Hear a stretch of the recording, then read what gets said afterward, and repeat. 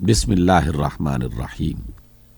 آج کے اس پروگرام میں ہمیں ملتان سے خط لکھا ہے محترمہ زینب بی بی نے۔ آپ یہ پوچھتی ہیں کہ اگرچہ اسلام ایک دین ہے لیکن مختلف فرقوں اور گروہوں میں جو اختلاف بھی پائے جاتے ہیں اور دنیا میں یہ وجود بھی رکھتے ہیں، اس سے انکار نہیں کیا جا سکتا۔ مختلف ائمہ کی مناسبت سے لوگوں نے اپنے اپنے مذہب اختیار کر رکھے ہیں اور ان کے نام بھی معروف ہیں۔ سوال یہ میں پوچھنا چاہتی ہوں کہ اگر ایک مسلک کا کوئی فرد کسی دوسرے مسلک کے فرد کے ساتھ نکاح کرنا چاہے، شادی کرنا چاہے، یعنی اگر عورت کسی ایک مسلک سے تعلق رکھتی ہے، مرد کسی اور مسلک سے تعلق رکھتا ہے، تو کیا ان کا آپس میں نکاح ہو سکتا ہے؟ کیا اس میں کوئی شریعت رکاوٹ تو نہیں پیدا کرتی؟ اور ساتھ ہی یہ بھی بتائیے کہ اگر کوئی والدین کی مرضی کے بغیر نکاح کرنا چاہیں، شادی رچانا چاہیں، تو کیا شریعت انہیں اس بات کی اجازت دیتی ہے؟ محترمہ زینب بی بی، سب سے پہلی بات تو یہ ہے کہ اسلام ہماری زندگی کو آسان بناتا ہے، اور ہماری بہتری کے لیے کون سی چیز بہتر ہے اللہ تعالیٰ سے زیادہ کوئی اور نہ جانتا ہے نہ جان سکتا۔ اسی نے ہمیں بنایا، وہ ہمارے تمام معاملات سے واقف ہے۔ شریعت اسلامیہ کی بنیاد اللہ ہی کی طرف سے ڈالی گئی، اس کی تعلیمات وہیں سے دی گئیں۔ آقا رحمت علیہ الصلوۃ والسلام نے اللہ کے پیغام کو من و عن ہم تک پہنچا دیا، اس میں کوئی اضافہ کمی نہیں فرمائی۔ اس اعتبار سے پہلا نقطہ تو اپنے ذہن میں محفوظ کر لینا چاہیے کہ اگر کسی بھی مسئلے کے بارے میں شریعت کا کوئی حکم واضح آ جائے تو اس میں یہ غلط فہمی یا شک و شبہ نہیں ہونا چاہیے کہ پتہ نہیں اس میں ہمارا بھلا ہے یا نہیں ہے، اس میں ہمارا فائدہ ہے یا نہیں ہے۔ اگر وہ واقعی اللہ اور اس کے رسول صلی اللہ علیہ وسلم کی تعلیم کے مطابق ہے تو اس میں فائدہ ہی فائدہ ہونا چاہیے۔ دوسری بات، ایک مسلمان جب شادی کی اس عبادت کو اختیار کرتا ہے، مسلمان کی شادی محض شادی نہیں ہے بلکہ وہ عبادت کا ایک حصہ ہے، ایک ایسی عبادت کہ جس کا حکم اللہ کی طرف سے دیا گیا اور جس کی سنت رسول اللہ صلی اللہ علیہ وسلم نے رائج فرمائی، اس کے لیے لوگوں کو آمادہ کیا اور باقاعدہ تعلیم دی گئی کہ تم میں سے جو شخص بھی صلاحیت رکھتا ہو اور اسے مناسب رشتہ مل جائے تو اسے شادی کر لینی چاہیے، اسے نکاح کر لینا چاہیے اور اپنے نصف دین کو محفوظ کر لینا چاہیے۔ تو اس اعتبار سے ایک مسلمان جب شادی کرتا ہے تو وہ محض ایک رسم نہیں ادا کر رہا یا پوری کر رہا بلکہ اللہ اور اس کے رسول کے حکم کی تعمیل کر رہا ہے۔ تیسری بات کہ شادی کے لیے اللہ اور اس کے رسول صلی اللہ علیہ وسلم نے جو شرائط بتائی ہیں وہ تو بالکل واضح اور آسان ہے، اس میں کوئی الجھاؤ نہیں پایا جاتا۔ پہلی شرط یہ ہے کہ دونوں فرد، مرد اور عورت، مسلمان ہونے چاہیے، اللہ پر یقین رکھنے والے اور اللہ تعالیٰ کے ساتھ کسی کو شریک نہ بنانے والے۔ ایک مومن مرد ایک مومن عورت سے شادی کرے یہ زیادہ بہتر ہے۔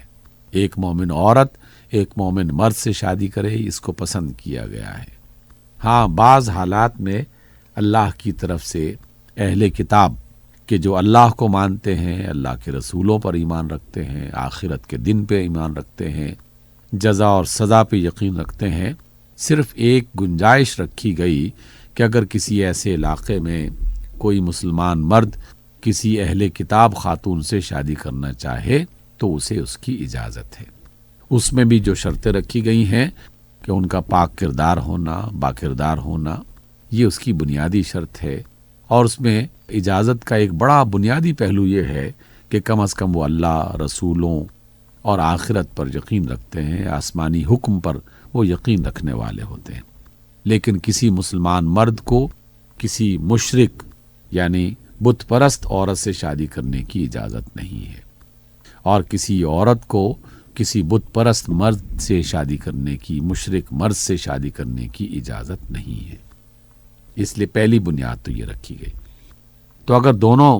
اللہ کو اللہ مانتے ہیں، معبود حقیقی مانتے ہیں، اس کی توحید پر ان کا یقین ہے، رسولوں پر ایمان رکھتے ہیں، اور خاص طور پر رسول اللہ صلی اللہ علیہ وسلم کی ختم نبوت کو مانتے ہوئے وہ اسلام کے دائرے میں داخل ہو چکے ہیں، اسلام کو سچا دین سمجھتے ہیں، قرآن مجید کو آخری کتاب سمجھتے ہیں، گویا کہ ان کے ایمان کا بنیادی جو تقاضا ہے وہ پورا ہو رہا ہے، اور اس کے بعد حلال اور حرام کی تمیز کرتے ہوئے وہ اللہ تعالیٰ کے ساتھ، اللہ تعالیٰ کے رسول کے ساتھ کسی ایسے کام کو اختیار نہیں کرتے کہ جو بغاوت میں شمار ہوتا ہو، تو ایک مسلمان مرد ایک مسلمان عورت سے، ایک مسلمان عورت ایک مسلمان مرد سے شادی کر سکتا ہے، یہ بنیادی شرط ہے۔ دوسری بنیادی شرط یہ ہے کہ کوئی بھی شادی جبر کی بنیاد پر نہیں ہوتی اور نہ ہو سکتی ہے، یہ باہمی رضا کی بنیاد پر، اگر دونوں راضی ہیں، دونوں ایک دوسرے کو شریک حیات کے طور پر قبول کرنے کے لیے تیار ہیں اور ان پر کوئی جبر اور اکراہ نہیں ہے، تو پھر ایسی شادی ہو سکتی ہے۔ اور تیسری شرط یہ ہے کہ شادی کوئی ایسا خفیہ معاہدہ نہیں ہے کہ جس کو آدمی چھپ چھپا کے کرتا پھرے اور ڈرتا رہے معاشرے سے اور اپنے اس کام کو لوگوں سے چھپا کے رکھے۔ یہ ایک ایسا عمل ہے کہ جس کو اعلانیہ طور پر کیا جانا چاہیے۔ اس کی بے شمار حکمتیں ہیں، جن میں سب سے بڑی حکمت یہ ہے کہ کوئی شخص، مومن مرد اور مومن عورت، جب نکاح کے اس بندھن میں بندھتے ہیں تو اعلانیہ طور پر یہ کہتے ہیں کہ ہم نے اللہ اور اس کے رسول کے حکم پر عمل کیا ہے۔ ان کے دل میں، ان کے ضمیر میں کوئی گلٹ نہیں ہوتا، کوئی پریشانی نہیں ہوتی۔ نسل انسانی کو آگے بڑھانے کے لیے اللہ تعالیٰ نے یہی ایک راستہ اختیار کر رکھا ہے اور اسی کا طریقہ بتایا ہے۔ تو اس اعتبار سے شادی کوئی شرمندگی والی بات نہیں ہے کہ اسے چھپایا جائے، بلکہ یہ شریعت پر عمل کرتے ہوئے اللہ کی عبادت اور رسول کی اطاعت میں سے ایک عمل ہے جسے اختیار کیا جاتا ہے۔ پوری شریعت اسلامیہ میں